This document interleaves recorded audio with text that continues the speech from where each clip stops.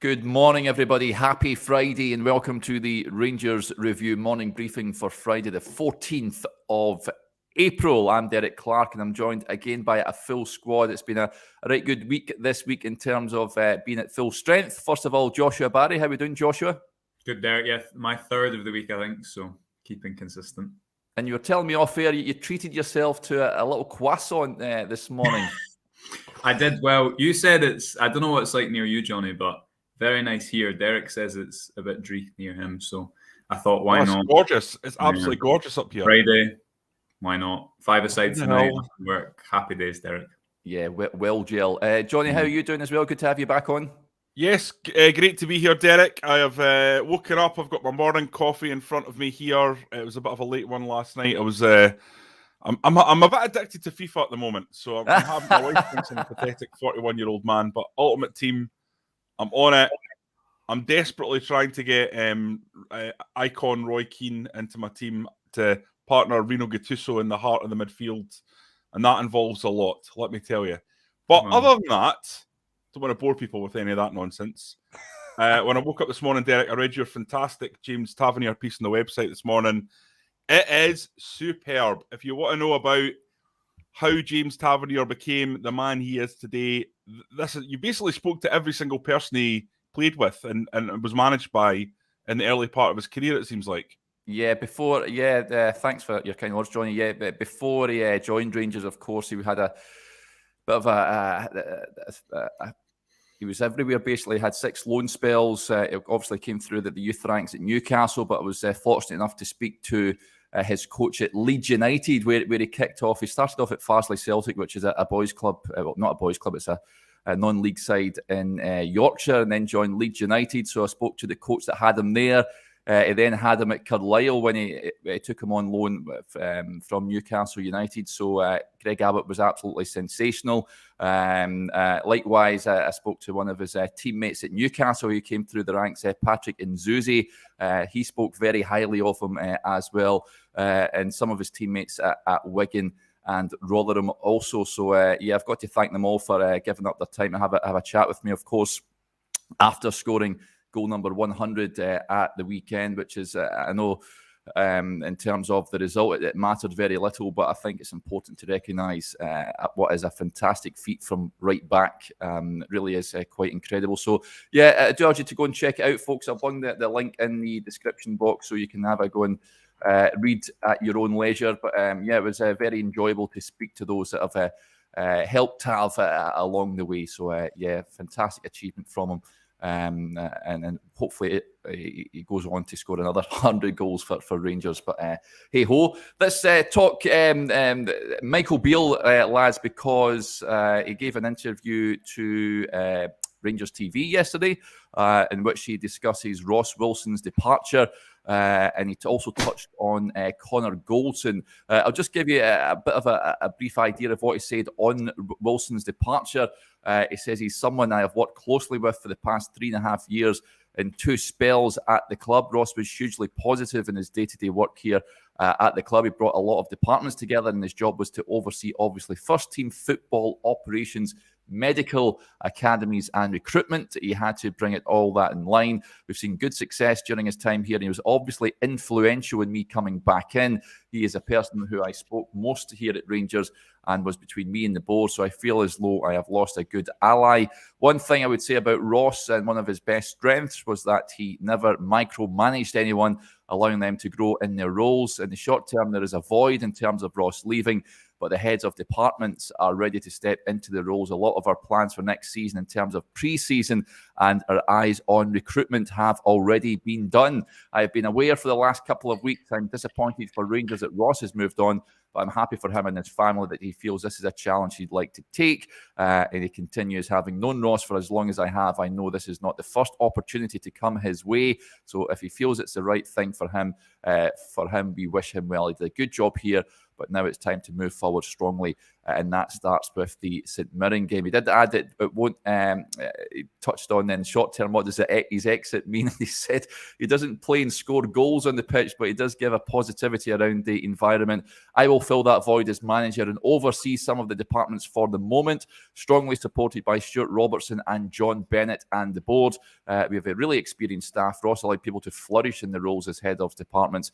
So the heads of departments will naturally step up, and then we'll see how we go. And he also touched on the Connor Goldson. He says in terms of this weekend, Connor won't return. He'll be more likely back for Aberdeen or certainly the semi-final at the end of the month. He added, we've got 1 or 2 bumps and bruises. Players didn't train this morning. There was a game on Tuesday against Chelsea reserves in which Scott Wright, Yanis Hadji, Leon King and Rabi Matondo were able to play and get some valuable minutes. So we'll assess again and then pick the squad for the weekend. There is a press conference later on, folks, so we'll get a clear picture on who is available tomorrow.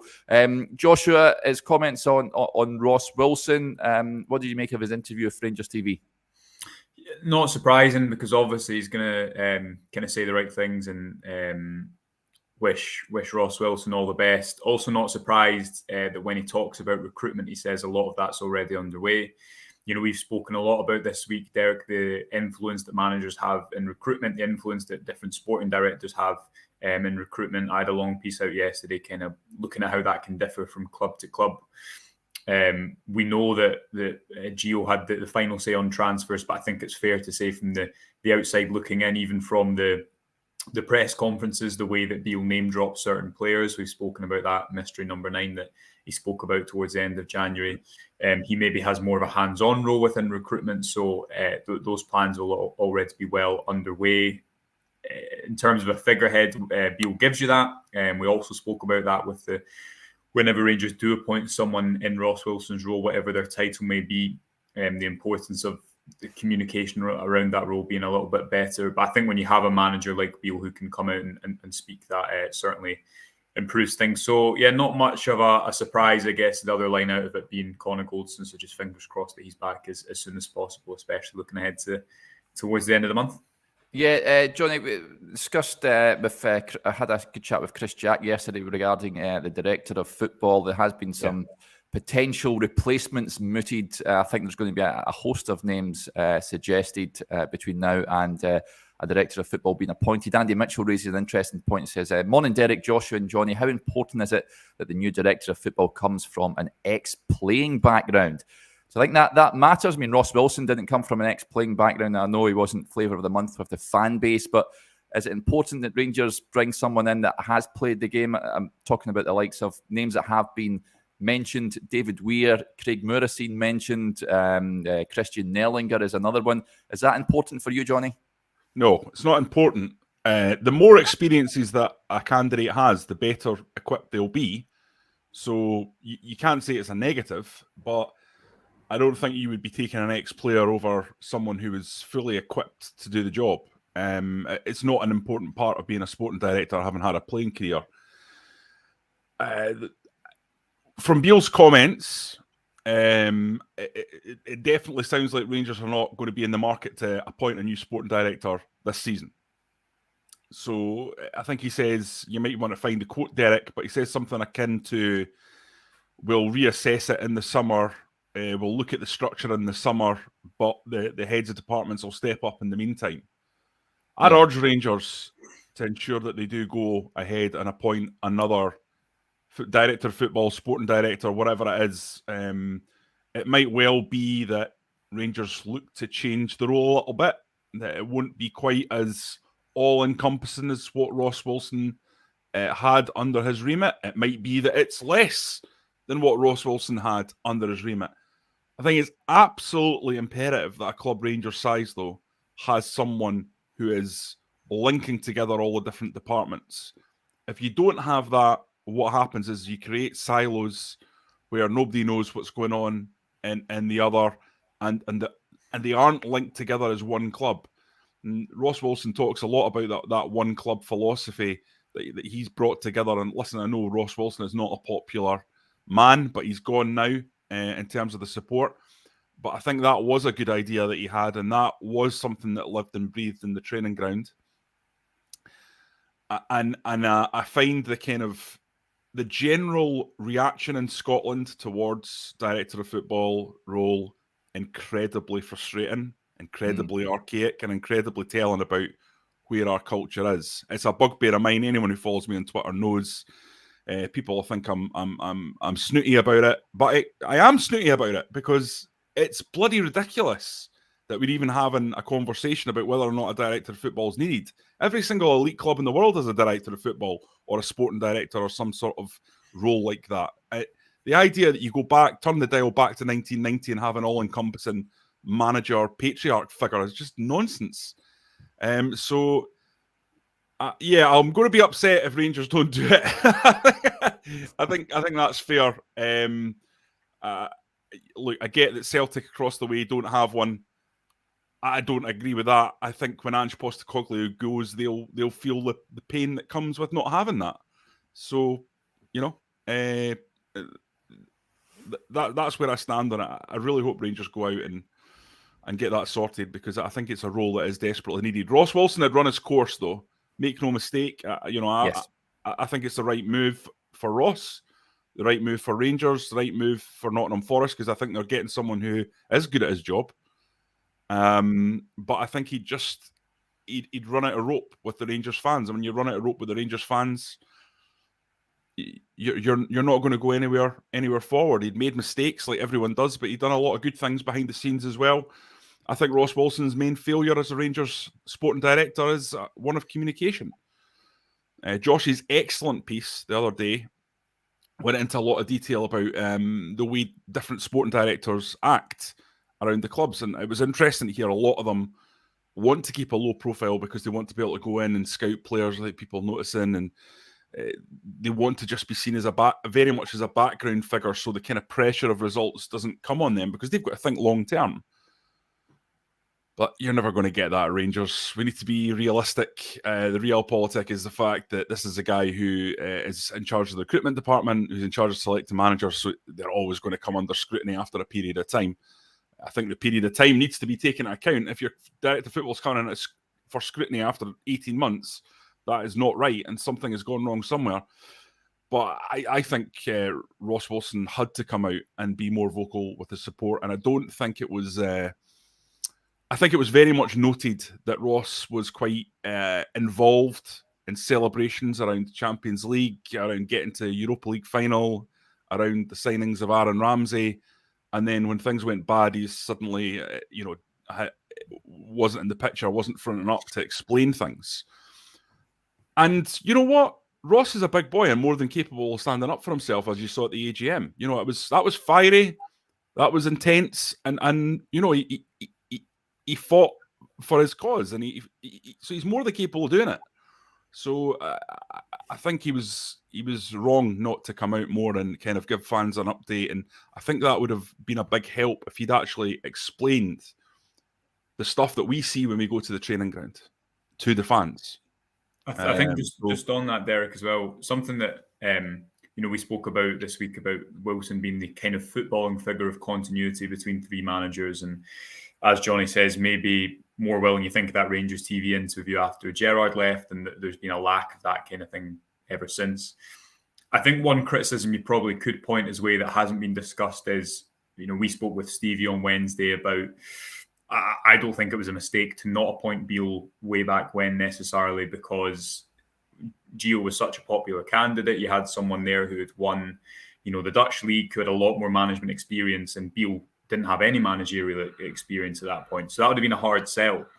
What I do think is that a criticism in hindsight you could level at Gio as a sporting director, and this is something that was in the piece I wrote and gathered from speaking to Simon Austin about it, was there should be a continuity between playing style, and Gio's playing style, obviously, which works so well in Europe, or his philosophy, wasn't the same domestically. And I think if you're pinning the blame of why that league was lost, some of that has to go down to the person who there should have been more continuity between the squads. If you think of the playing style and where not only form-wise Rangers were at before Beale came in, but the value of certain players like Glenn Kamara, who's a certain type of player and suddenly was playing high up the pitch, and that wasn't suited to him. Ryan Kent, obviously playing out wide in the wing, or Hadji before he got injured. So I think that is something that's what sporting director should be there to do, not only tie together all the departments, but have that long-term vision, because the manager cycles are so short, and have a certain playing style and recruit for that playing style and system. And I think there probably was too much of a shift from that. And that's just something that maybe is worth mentioning, because I don't think we've kind of mentioned that this week. Yeah, lots of comments coming in, lots in agreement with you, Jonny, some with opposing views. Yes, Derek, throw some of these my way, because I'd like to bat them away. Well, first of all, Xander, good friend of the show, says a director of football would mean the pressure of scouting and signing new players doesn't just fall on Beale, leave the coach to do coach things, which I agree with. However, lots of comments coming in. Teddy Bear says, I don't want a director of football, but if we must, then I'd appoint Laudrup. God works in remarkable ways. So yeah. David says, agree with Jonny, need a director of football. But Alex Kelly raises a point. He says, because having a director of football has really been successful at Rangers, Jonny. 2 trophies in 7 years, while Celtic have won 16. That comparison to Celtic's been made by a few posters as well, where they don't have a director of football as such, Jonny. Is that a fair comment? Well, I mean, it's factual, but it's not. It's a very small sample size, isn't it? It's very specific to Rangers. I mean, what we're talking about here is elite clubs across world football. I think Josh wrote in his piece yesterday that every single Premier League club now has a director of football, sporting director equivalent, as part of their structure. So you have to ask, why are all the best clubs and the richest clubs in world football going down this route? And it's because, and this is the fundamental point, and Mr. Kelly made another point earlier about let the manager scout and sign his own players. Yeah. The manager does not have time to scout and sign and do everything like the old days. There's too much going on. The amount of media that Michael Beale has to do compared to what he did, the Rangers manager did 30 years ago or 40 years ago when they used to do everything, is insane. It's much more. Back then, you would have coaches that would take training. There's a lot of managers wouldn't even go to training some of the time. Michael Beale's a coach manager. He's on the pitch. That's his major strength. That's why you go and get Michael Beale, because he's someone who is an elite coach who can go there and improve players. And these sessions don't just happen. They're meticulously planned. The whole week's meticulously planned, and it's all about putting in practice sessions that we will see the results of at the weekend. So just the training element alone is an enormous amount of work. And then you're expecting that guy to go and watch hours and hours of footage and trawl through multiple players. You know, if the recruitment team will come back with, 10 left backs, and he's got to sit and watch 4 or 5 hours of each of those left backs. I mean, the workload on a Rangers manager, as it stands, is enormous. This is an 80, 90-hour week job. So to start saying, well, you've also got to do all this stuff as well. And listen, of course, Michael Beale does a little bit of scouting and watching players. He might do a lot of it, but you need someone there that's the conduit between the recruitment team and the manager, because football's changed, and the demands on those individuals that are heading up a football club, from a media point of view, from a coaching point of view, are very different. Now, listen, I would caveat that. Different managers have different skill sets, and the way they structure their teams are different. So, for example, Steven Gerrard might have had more time to do that. Steven Gerrard was kind of like, he was more like a traditional manager, because you had Gerrard as a figurehead. He was the guy who was setting the tone for the club, talking to the media. He's the sort of, he's the big figure, isn't he? He's the international figure. He's the patriarch. But underneath him, he's got Michael Beale to do all the coaching for him. He's got Gary McAllister to put his arm around players. He's got Jordan Wilson to do the set pieces. So there was a structure almost like that there. So maybe you don't need his director of football as much under that Steven Gerrard structure. But with Michael Beale, he's a coach. So I just think you need someone whose job is to be the spider that's in the web, putting together all the different departments and making sure everyone's singing from the same hymn sheet. Because if the youth academy are playing lump-it forward football, now they wouldn't under Craig Mulholland. I've spoken to Craig, they wouldn't do that. But if they decide to do that, if Craig leaves and someone else comes in, Who's the one that's coming to say to them, guys, that there's no use. There's no use. You're trying to win games when you should be trying to develop players for Glasgow Rangers Football Club. Yeah. There needs to be someone there who is pulling it together. And I don't think the manager has time to be the one to do that. Yeah, lots of suggestions about names. We'll get to a few of them. Mark Parker says, why not Stevie G as director of football? I can't see that dynamic working in any way, shape or form, I've got to say, Jonny. I'm not sure they're talking, to be honest, but we'll find out about that as time goes on. Whenever Michael Beale gets asked about Stephen Gerrard, he's quite... it seems like they've not talked a lot, put it that way, since he got the Rangers job, which is interesting. Yeah, Leanne Dempster's been mentioned by a few. She's just for clarity, she is chief executive at Queen's Park, not necessarily a director of football, but she's certainly someone that has a lot of experience, of course, at Motherwell Hibs and now Queen's Park. She's excellent at her job, Derek, but that's not her job. Yeah, it's a different remit, yeah. Now, another name that has been mentioned is Paul Mitchell. The Glasgow Rangers Nation says, what do you think of Paul Mitchell? Is he a realistic target? He's currently working at Monaco. Now, I don't think it is realistic at this point in time. I know he's out of contract at the end of the season, John. You're smiling away there. He's been at, I'm sure he worked at Leipzig before. Had a bit of had a playing career where he played for the likes of Wigan down in the lower leagues of England, but went on and is earning quite a really good reputation as a sporting director. I'm sure he was at Tottenham as well, if I'm not mistaken, for a period of time. You boys aware of Paul Mitchell, and is that a realistic target? I've listened to a podcast with him, but it was a while ago, so I probably couldn't tell you too much about him, Derek. But just to kind of agree with what Jonny's saying, I think just because in this example, towards the end of Ross Wilson's time at the club, things haven't gone well. You shouldn't throw out the entire model. There's a reason that all 20 clubs not only employ sporting directors, but employ assistants as well. My personal belief is that I think a lack of communication around the role allows not only certain narratives to form, but it means we don't really know. Give you an example, Derek. Blackburn Rovers director of football, whose name escapes me, came out after the January transfer window when Blackburn, I think they had 2 failed signings on transfer deadline day. And he kind of said, look, buck stops with me. I'm responsible for this. Did an extensive interview. He was a figurehead. It was his responsibility. Now, it wasn't just him working on it. That's the point. He's pulling together all the departments, just as a director of football. Rangers should pull together the scouting departments, the analysis departments, what the manager wants. Some managers will have, I guess, more of an emphasis, as we've already discussed, on the actual implementation of which players they sign. I'd imagine, for example, Todd Cantwell was a player that Rangers were aware of, but very much seemed to be a Michael Beale-driven signing, so it could differ. Nico Raskin seems like someone as well that the club were aware of before Beale was back at the club, and obviously was a name that was mooted in the summer. I don't think there's any doubt that a modern club should have a director of football, because you've also got to then think, Derek, well, who appoints the manager? Who is the one who is the figurehead and pulls together all the departments? Obviously, you have the department heads, as Michael Beale was discussing. But I think it's important, and I do think it's important, aside from the manager, that there is some sort of figurehead, some sort of vocal figureheads. I think John Bennett will do that more probably when the time is right as the chairman. I think he's a good communicator.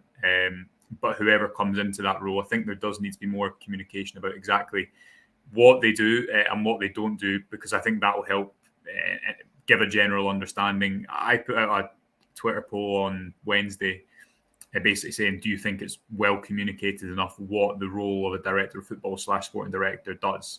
I think it was 90% no or something. So I just think it's one of these things in football that is a bit of an unknown, and it's very dependent on whether things go well or whether things go badly. As Jonny was saying, if things are going well, it's great because the sporting director is perceived to be away in the background, working so hard that he doesn't have time for interviews. If things are going badly, then it's perceived that he's trying to hide to protect his reputation. So I think more communication definitely required. Yeah. I don't know.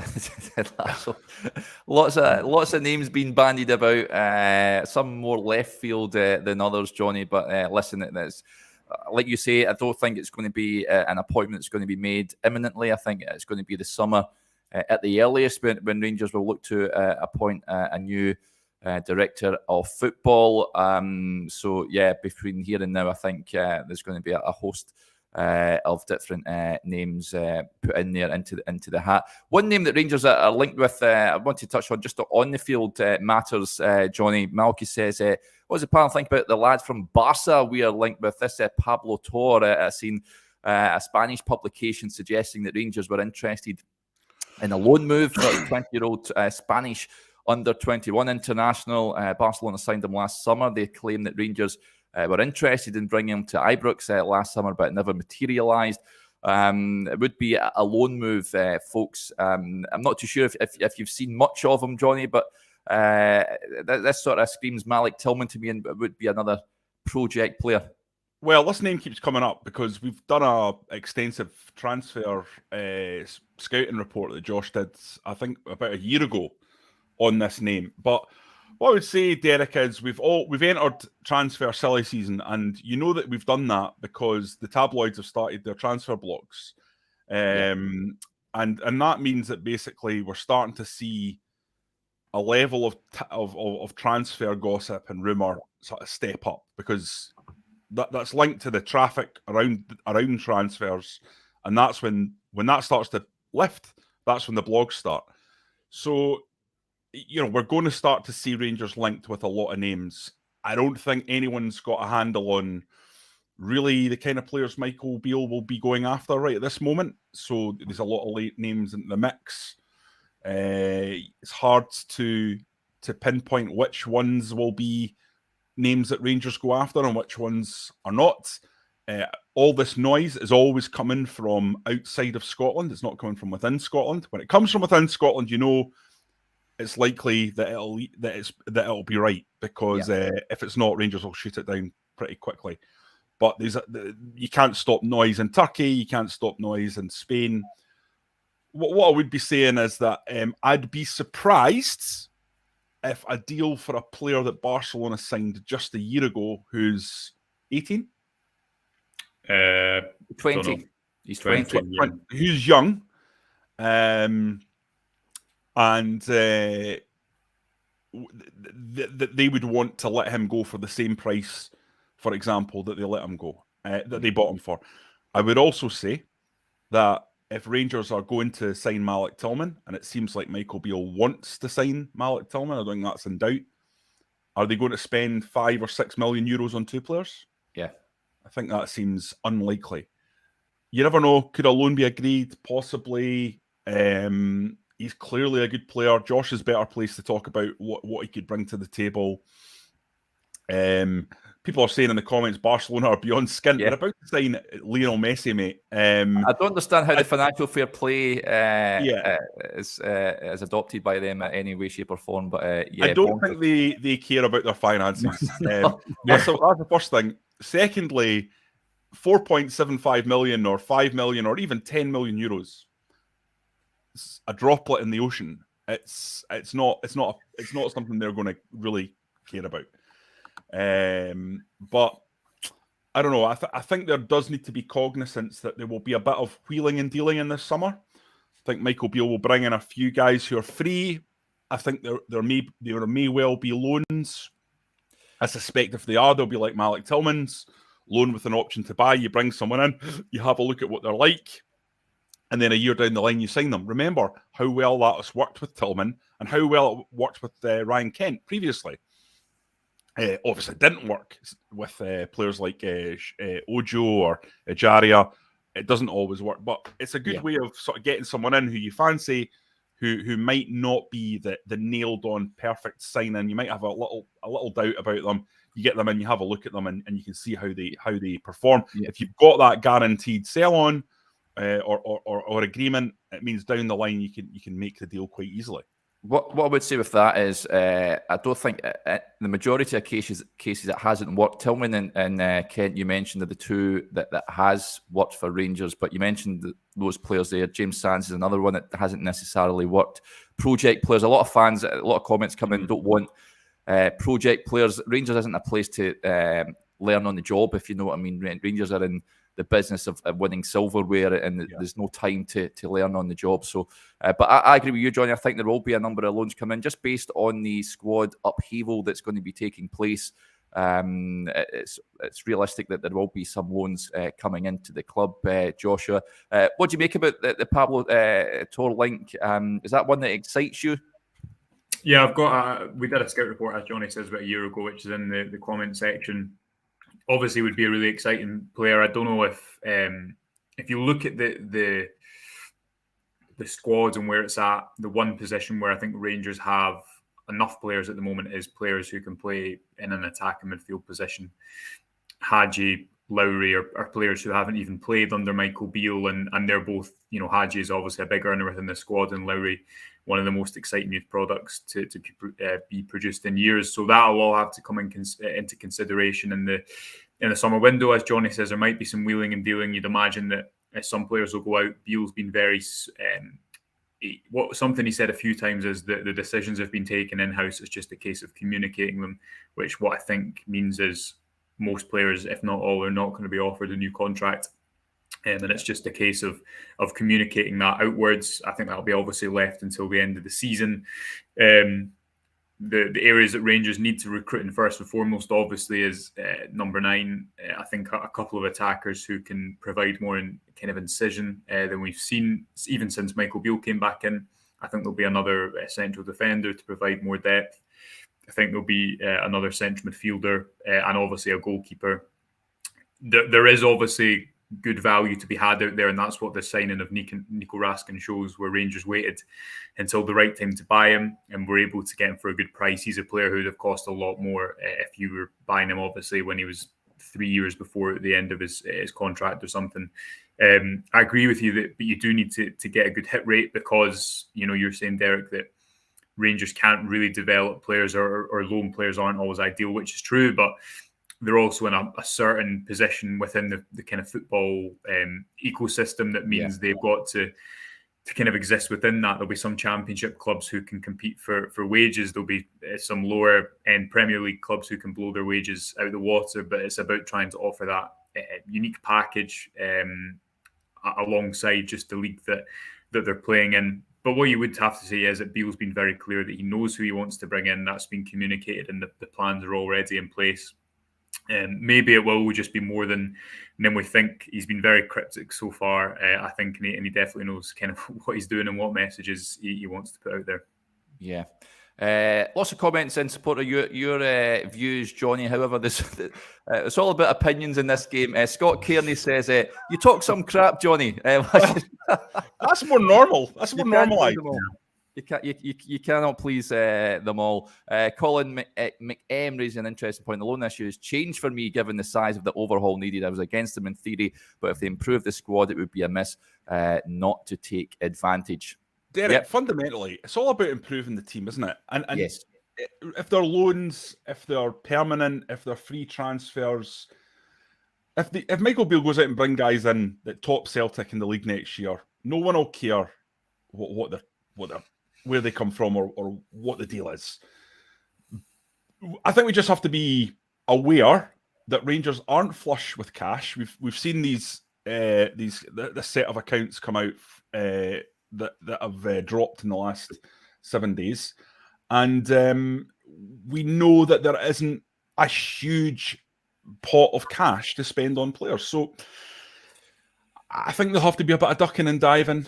Yeah. Michael Beale's talked about having a really healthy budget that's akin to what previous managers have had, and I'm sure that'll be the case because the club know that that's needed.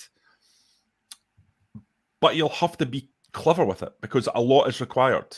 While we've been on air, there's been a breaking in capitals link with a Nantes winger, Marcus Cocu, who is a 26-year-old former Guingamp. I don't know if I pronounced that rightly. Probably haven't. I know I got it right because I have that in my repertoire from the Mo Johnson days.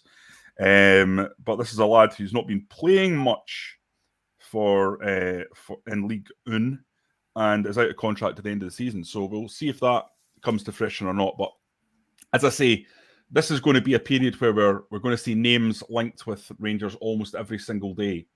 Yeah. And I think as long as Michael Beale is backed, and I have every reason to believe that he will be, then he'll have to take players from different places and be clever and box clever, in a manner to what he did when he was at QPR. And I've talked about this before. He brought in 9 players in the summer to QPR, 5 on loan, 4 free transfers.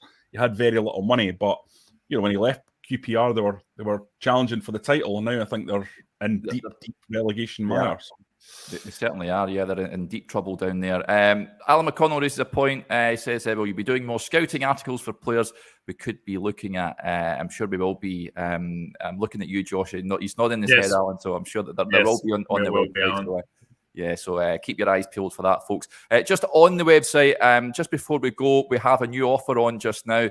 A cracking deal, just 50 pence for 2 months. 50 pence for 2 months worth of coverage. It's absolutely sensational. Head over to rangersreview.co.uk/subscribe to sign up. Not only that, we're also giving away a tour of Ibrox for 4 with a club legend at the beginning of May. So if you want to be in with a chance of winning that brilliant prize, sign up to the Rangers Review. Just 50 pence for 2 months worth of coverage. It's a personalised tour as well, Derek. You're not with anyone else. It's for you and 3 friends plus the legend walking around. Yeah. Wow, that is quite something. Yes, sensational offer on we've got just now, folks. Just a quick word as well for our podcast sponsors, Seneca Hair Restoration, the #1 hair transplant group in Europe. If you're wanting a Kima roof or a Chris Boyd, perhaps, then these are the guys to go to. And as ever, I've bumped the links in the description box too. If you want to subscribe to the YouTube channel, over 12,000 of you now supporting us on the YouTube page. So thank you for doing so. And if you hit that notification bell, you'll never miss a video when we go live. Daily Rangers briefing videos every weekday morning, as well as all the press conference reaction footage and match day videos as well, pre-match and post-match. So lots to get your teeth stuck into. Okay, I think that'll do us there. We've not even predictions for tomorrow, Joshua. First of all, we'll start with you. St Mirren come to Ibrox. No Connor Goldson. John Souttar, you'd imagine, will retain his position, which I'm quite interested to see him featuring more. I've got to say, mistake aside last week, I thought he did relatively well. I know it was a costly mistake at that, but Rangers should be picking up all 3 points, shouldn't they? Yeah, I wouldn't expect too many changes to the starting 11. Would expect that front four to be relatively similar, obviously dependent on who's fit and available. So you'd expect a home win, Derek, and probably expect a very similar lineup. Can't think of anyone that's probably going to come in. I'd imagine Tillman will stay higher. Would imagine that Beale will stick with Kent and Morelos, if not because there's no one else is going to come in and take their place, especially looking ahead towards the big game, which is obviously the one at the end of the month. Yeah. John, can you foresee many changes tomorrow? I know that I wrote a piece on the website where I'm asking for some of the fringe players to get more of a look in. I know I touched on earlier, Michael Beale said that they did play Chelsea reserves during the week, and the likes of Matondo get a run out, Hadji. There was a couple others, Leon King and Scott Wright. The fact he's name checked them, that suggests he might be in with a chance on tomorrow to start. I think it's an interesting point, Derek, especially around Yanis Hadji. We know Michael Beale rates him. He was given a new deal, but he was back in late January. We're now in April, and he's hardly had a sniff. And this is what happens when you have a serious injury. Sometimes it's not even the injury; it's like actually being able to get back match sharp at a club like Rangers, because then the games are so important. It's like you can't be carried as a passenger because you're getting yourself sharp. Yeah. He would have been really, really well served by being able to go into the B team, but we know we have this kind of rule in the B team that you're not able to play players over a certain age, which I think, by the way, is wrong. Can you imagine what benefit that the youngsters would have had from playing alongside a player like Yanis Hadji? I think you should be able to drop 2, maximum 3 players into that. I think that would be handy for everyone involved if you could, and it would be good for crowds as well if you could drop a Yanis Hadji into a B team at, I don't know, say Cowdenbeath or something like that. I think you would see a big increase in that. In terms of the game there, I'd like to see Hadji and I would like to see Ridvan. If not now, when with Ridvan? You know, I get Borna's playing quite well. He's standing up to the scrutiny of having a player there that's challenging him. So it's nothing about Borna. But we know what Borna can do, and you can always bring Borna back in for Aberdeen and for Celtic. I think you need to start integrating Ridvan more, because otherwise that deal is going to look more and more suspect the longer time goes on. We've all been pretty critical, I think, of the summer transfer dealings. Now we're in April. I think it's safe to say that it's not been a successful summer, and Ridvan's failure to kind of grasp the metal since coming back from injury and kind of seize that position for himself, it's probably going to be quite concerning if it continues. So I would definitely like to see him back. Yeah, it'll be interesting because, of course, as you mentioned, John, we've got St Mirren tomorrow and then Aberdeen a week on Sunday before that Scottish Cup semi-final.